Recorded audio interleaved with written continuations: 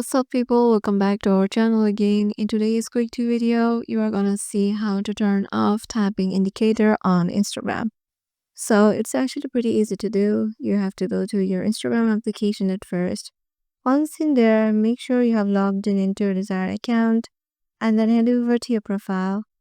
Once in there, just go to the three lines. It will lead you to the settings and privacy or settings or activities section of your Instagram.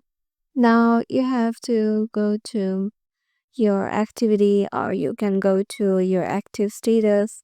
So let's go to account center, then go to personal details.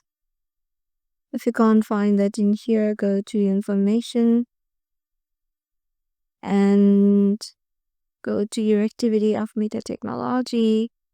So go back and you have to search for your activity status. So you have to search it in here.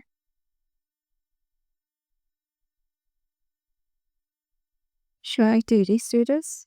So here you have to turn it off and your typing indicator on Instagram will be turned off too. So yeah, this is how you can do it. Hope this video will help you out and we'll see you in the next video.